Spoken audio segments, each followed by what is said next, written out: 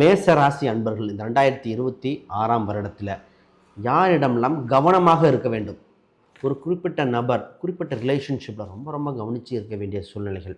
இந்த காலகட்டத்தில் கோச்சார கிரகங்கள் பயணிக்கும்போது உங்களுக்கு அவங்க துரோகம் செய்ய. முதல்ல மேச ராசினா தன்னம்பிக்கை மிக்க ராசி. எப்பொழுதும் வளர்ச்சியை நோக்கியே பயணிக்க வேண்டிய ராசியாக இருக்குது. எப்பவுமே அதுதான். இந்த ராசிக்கு திறமை அதிகம். அந்த திறமை சம்மந்தப்பட்டது நிறைய தன்னைத்தானே கற்றுக்கொள்ளும். வண்டி வாகனங்கள், வீடு, இடம் சம்மந்தப்பட்ட அது விஷயம் நாலேஜபிள் பர்சனாக இருக்கும்.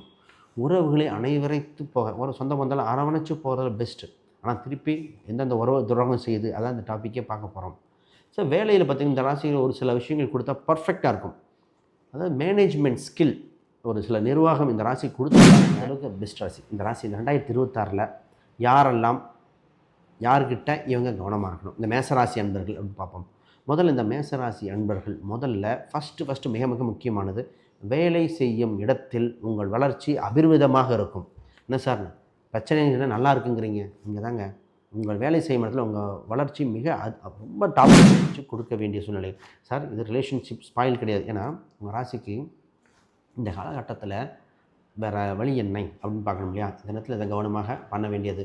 இப்போ இதே நேரத்தில் முக்கியமாக பார்த்திங்கன்னா இந்த ராசி தந்தை வழி உறவு இருப்பாங்க. சொந்த பந்தத்தில் தந்தை வழி குடும்பங்கள் அவங்க பார்த்திங்கன்னா திடீர் கோயில் கும்பாபிஷேகம் கோயில் இதில் ஒரு முக்கிய பதவி கிடைக்கிது, உங்களுக்கு கூப்பிடுவாங்க. ஆனால் வேலை செய்து அதிகமாக இருக்கும்.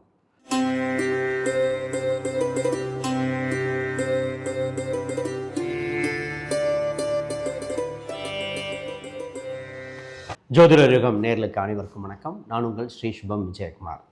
மேச ராசி அன்பர்கள் இந்த 2026ஆம் வருடத்தில் யாரிடமெல்லாம் கவனமாக இருக்க வேண்டும். ஒரு குறிப்பிட்ட நபர் குறிப்பிட்ட ரிலேஷன்ஷிப்பில் ரொம்ப ரொம்ப கவனித்து இருக்க வேண்டிய சூழ்நிலைகள்.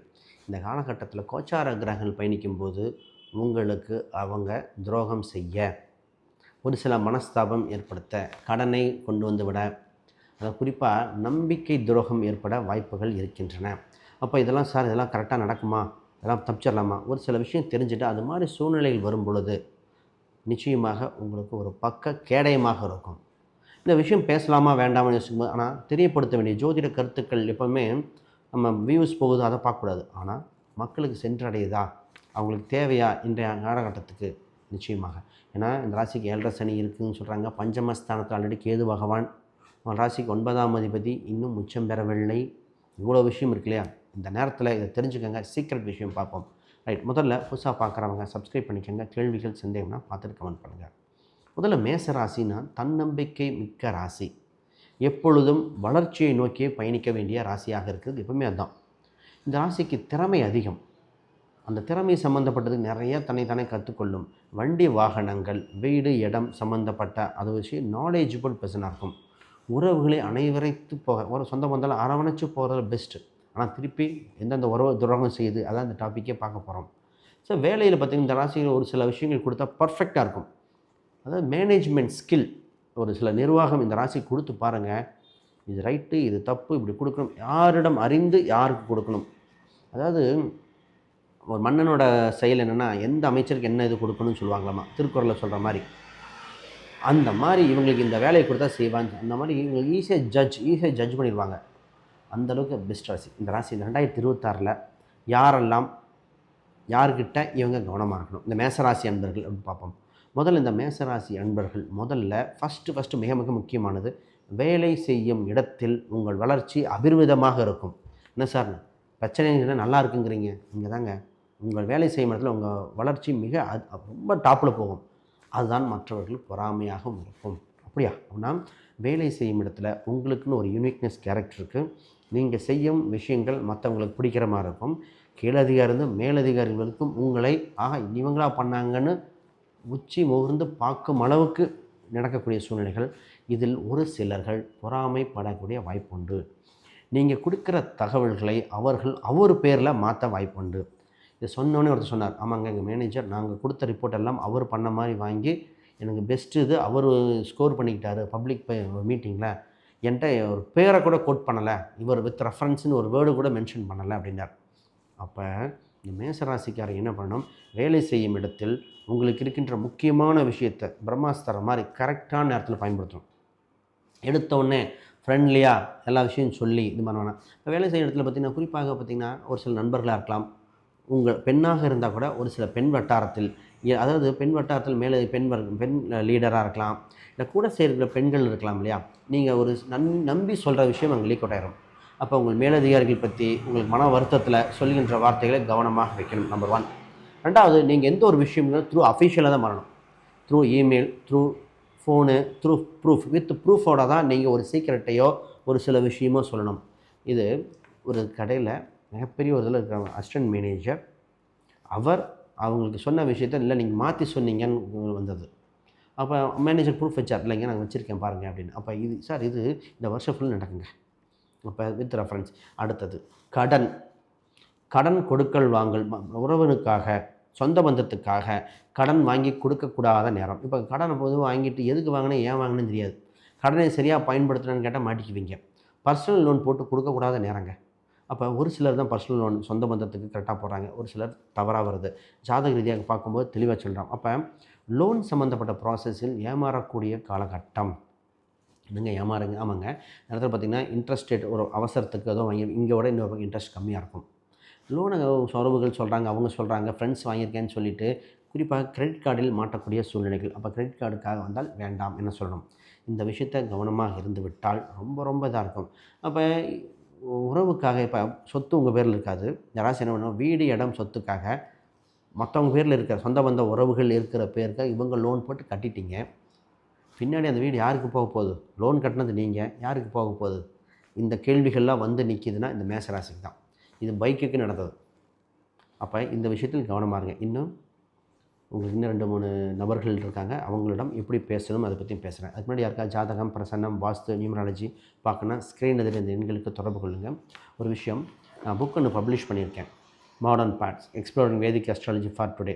இந்த புக் பார்த்திங்கன்னா ப்ராக்டிக்கல் கைடுங்க. இன்றைய காலகட்டத்துக்கு தகுந்தாற்போல் அடிப்படையிலிருந்து அட்வான்ஸ் வரைக்கும் மக்களுக்கு புரிகிற மாதிரி வீட்டுக்கு ஒரு ஜோதிடர் வரணும்னு சொல்ல இதில் எழுதப்பட்டது.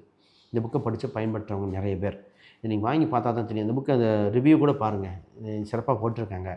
இதில் கிரகங்கள், கிரக காரகத்துவம், நட்சத்திர சூட்சமங்கள், கோச்சாரங்கள், நட்சத்திரங்கள் எப்படி இணையுது, எப்படி பலன் கொடுக்குது, யோகங்கள் என்ன செய்யுது, அதை பற்றிலாம் எழுதியிருக்கு. அமேசான், ஃப்ளிப்கார்ட், கூகுளில் இருக்குது. செக் பண்ணி பாருங்கள். ஆஃபர் போயிட்டுருக்குன்னு நினைக்கிறேன். பயனுள்ளதாக இருக்கும். அடுத்து இங்கே பேசுவோம். முக்கியமான விஷயம், இந்த ராசிக்கு சார் பூர்வீக ரீதியான சொத்துக்கள் சம்மந்தப்பட்ட பேச்சுவார்த்தை பேசும்பொழுது கவனம். உங்களுக்கு பொதுவாகவே இந்த நேரத்தில் பார்த்திங்கன்னா இந்த ராசிகள் என்ன பண்ணுறாங்கன்னா, உங்களுக்கு ஒரு திடீர் அதிர்ஷ்டம் வருது, சொந்த பந்தத்துக்கு வாங்க அப்படின்னு சொந்த பந்த உறவுகள் அவங்க செய்கின்ற ஒரு விஷயத்துக்கு உங்களை இன்வால்வ் பண்ண ட்ரை பண்ணுவாங்க. நீங்கள் முதலீடு மட்டும் பண்ணுங்கள், நாங்கள் பார்த்துக்குறோம். நீங்கள் பணம் மட்டும் கிரிப்டோக்கு போடுறேன், ஷேர் மார்க்கெட்டில் போடுறேன், நீங்கள் பணத்தை நாங்கள் இன்வெஸ்ட்மெண்ட்டை நீங்கள் பண்ணுங்கள். அப்போ முதலீடுக்காக உங்கள் உறவு ரத்த சம்மந்தப்பட்ட உறவுகள், மாமன் மச்சானாக இருக்கலாம், அவங்க வந்து கேட்கும் பொழுது நீங்கள் யோசிக்க வேண்டிய சூழ்நிலை இருக்கிறீர்கள்.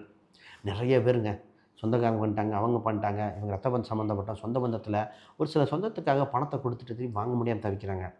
எப்பா இப்படி கேட்குறியாப்பா அப்படின்னு. அது உறவை பிரேக் டவுன் பண்ணிக்கிறதா, இல்லை இதே இது நம்பி, அதாவது இவங்க பண்ணுறேன்னு சொல்லி ஒரு சில இடம் சம்மந்தப்பட்ட பவர் கொடுத்துட்டு மாட்டிட்டாங்க.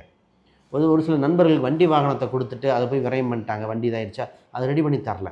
அப்போ நண்பர்களுக்கு வண்டி வாகனத்தை கொடுக்கும் பொழுது, நண்பர்களை சொந்த பந்தத்துக்கு வண்டி வாகனங்கள் அவங்க இரவலாக ஓசியாக கேட்கும் பொழுது யூஸ் பண்ணிக்கிறேன்னு சொல்லும்போது யோசித்து கொடுக்க வேண்டிய சூழ்நிலை. சார் இது ரிலேஷன்ஷிப் ஸ்பாயில் கிடையாது. ஏன்னா உங்கள் ராசிக்கு இந்த காலகட்டத்தில் வேறு வழி என்ன அப்படின்னு பார்க்கணும் இல்லையா? இந்த நேரத்தில் இதை கவனமாக பண்ண வேண்டியது. இப்போ இதே நேரத்தில் முக்கியமாக பார்த்திங்கன்னா இந்த ராசி தந்தை வழி உறவு இருப்பாங்க. சொந்த பந்தத்தில் தந்தை வழி குடும்பங்கள், அவங்க பார்த்திங்கன்னா திடீர் கோயில் கும்பாபிஷேகம், கோயில் இதில் ஒரு முக்கிய பதவி கிடைக்கிது, உங்களுக்கு கூப்பிடுவாங்க. ஆனால் வேலை செய்து அதிகமாக இருக்கும், ஆனால் அங்கீகாரம் கிடைக்குமா? பொதுவாக நீங்கள் அதெல்லாம் நோட் பண்ணி தான் போகணும். இதே இது தொலைதூர பயணம் செல்வதற்கு ஆர்கனைஸ் பண்ணுறவங்க, அந்த மாதிரி ரொம்ப ட்ராவல் போகலாம், ரொம்ப தூரம் போகலாம் அப்படின்னு சொல்கிற அந்த ஆர்கனைசேஷனில் விலகியிருப்பது நல்லது. இந்த நேரத்தில் நகை, பெரும்பணம் இதை வாங்குபவர்களோட கவனமாக இருக்கும். பொதுவாக நகை சம்மந்தப்பட்டது இந்த நேரத்தில் நகை சம்மந்தப்பட்டதை சேல்ஸ் பண்ணால் நீங்கள் எப்படி வாங்கணும்னா நேரடியாக த்ரூ பில்லிங் இந்த ப்ரூஃபோடு வாங்கணும். அவங்களுக்கு எப்படி நகை வந்தது. அப்போ சார் எவ்வளோ விஷயம் பாருங்கள். இந்த வருடத்தில் ரத்த சம்மந்தப்பட்ட உறவுகள், வண்டி வாகனங்கள் கொடுக்கக்கூடாது. வேலை செய்யும் நபர்கள்ட்ட தொந்தரவுகள், பணமோ பெரும்பணமோ நகையோ எதிர்பார்த்து கேட்பவர்களும் கவனமாக இருக்க வேண்டிய சூழ்நிலைகள். இதெல்லாம் கவனமாக இருந்து விட்டால் மீதி உங்கள் லைஃப்பை நீங்கள் வாழலாம். பொதுவாக குழந்தைகள் சம்மந்தப்பட்ட விஷயத்தில் கவனம் சொன்னேன். இது உங்களுக்கு புரிய வைக்கிறதுக்காக கொஞ்சம் சொல்ல வேண்டியது. பொதுவாக நிறைய பேர் குழந்தைகளுக்காக ஒரு சில பொருட்கள் வாங்கி விற்கிறது, பொருளை வாங்குறது, குழந்தைகள் சம்மந்தப்பட்ட பொருளுக்காக இவங்க ரெஃபர் பண்ணது, ஒரு சில குழந்தைக்கு தத்து கிடைக்குமான்னு சொல்லி பணம் கொடுத்து ஏமாந்தது, இது மாதிரிலாம் நடக்கும். இப்போ குழந்தைகள் சம்மந்தப்பட்ட ட்ரீட்மெண்ட், குழந்தைகளுக்காக இது பண்ணுற அந்த நபர்களிடம் கவனமாக இருக்க வேண்டியது. குழந்தைகள் சம்மந்தப்பட்ட பெரிய ஸ்கூல் கிடைக்கிது, பெரிய காலேஜ் வாங்கி தரேன், இதெல்லாம் இங்கே தான் வந்துருக்கு. பெரிய காலேஜ் வாங்கி தரேன், பெரிய ஸ்கூலில் சேர்த்து விட்றேன், உங்களுக்கு பெரிய போஸ்டிங் வாங்கி தரேன், இந்த மாதிரி கேட்குறவங்ககிட்ட உங்களுக்கு ஃபஸ்ட்டு கவர்மெண்ட் போஸ்டிங்னா இதுக்கு அமைப்பு இருக்கா இல்லையா, அமைப்புனா என்ன, இதெல்லாம் தெளிவாக பார்க்கணுங்க சார். இந்த மாதிரி நிறைய விஷயம் இருக்குது. இண்டிவிஜுவல் ஹாரோஸ்கோப் படி இன்னும் துல்லியமாக அதுவும் வரும். இப்போ நம்ம கோச்சாரை வச்சு சொல்கிறோம். இதுவே பார்த்திங்கன்னா 60% வந்து 40% ஹாரோஸ்கோப் படி தான் வரும். அப்படி யாருக்கா ஜாதகம் பார்க்கணும் தொடர்பு கொள்ளுங்கள். வேறு கேள்விகள் சந்தேகம்னா கீழே கமெண்ட் பண்ணுங்கள். அனைவருக்கும் வணக்கம், வாழ்த்துக்கள்.